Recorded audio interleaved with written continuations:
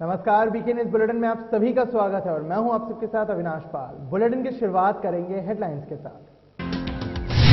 सोमवार को बिहार में गरजेंगे मोदी, 4 लाख लोग हो सकते हैं रैली में शामिल।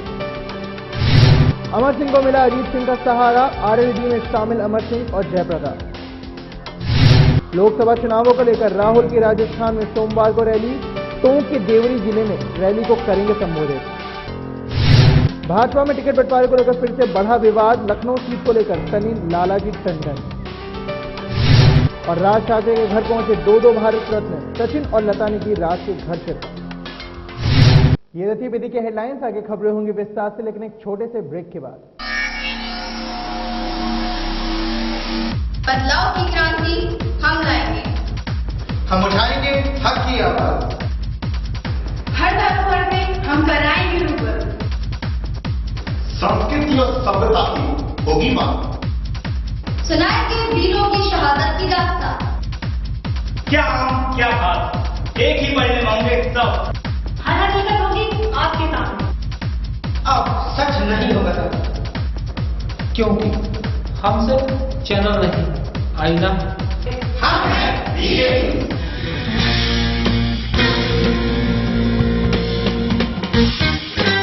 ब्रेक के बाद न्यूज बुलेटिन में आप सभी का स्वागत है। खबरों की शुरुआत करते हुए आपको बताते हैं कि भाजपा के पीएम पद के प्रत्याशी नरेंद्र मोदी सोमवार को बिहार के पूर्णिया स्थित रंगभूमि मैदान में रैली को संबोधित करेंगे।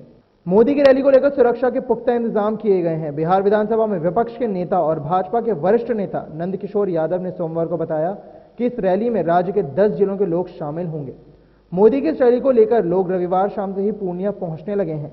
मोदी की रैली में करीब 4 लाख लोग शिरकत करेंगे। चुनाव आचार संहिता लागू होने के बाद मोदी की बिहार में यह पहली रैली और तीसरी हुंकार रैली है।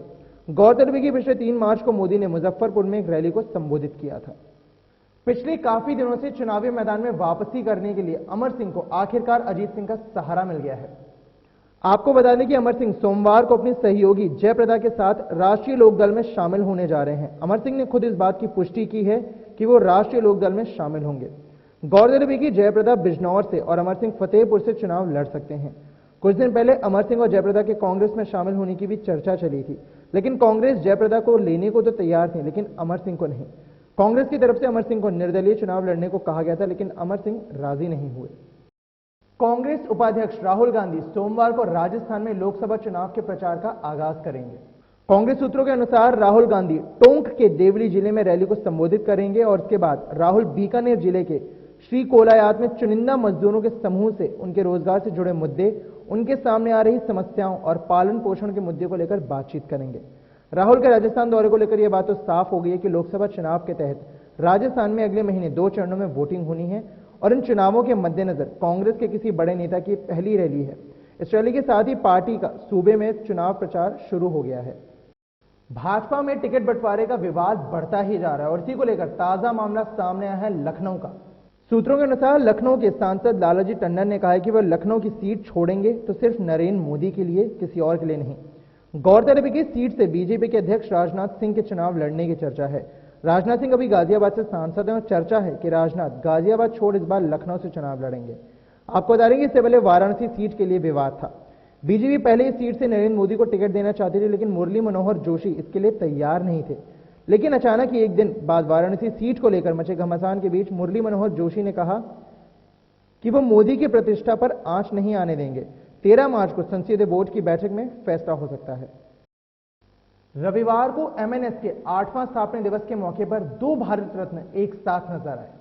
जी हां, हम बात कर रहे हैं मास्टर ब्लास्टर सचिन तेंदुलकर की और स्वर कोकिला लता मंगेशकर की, जो मुंबई में राज ठाकरे के घर उन्हें बधाई देने पहुंचे। इस मौके पर सचिन की पत्नी अंजलि भी उनके साथ थी। इसे एक पारिवारिक आयोजन बताया गया। लता ने इस मौके पर सचिन को एक फ्रेम गिफ्ट किया जिस पर लता का ही गाया हुआ गाना "तू जहां जहां चलेगा मेरा साया साथ होगा" लिखा हुआ था।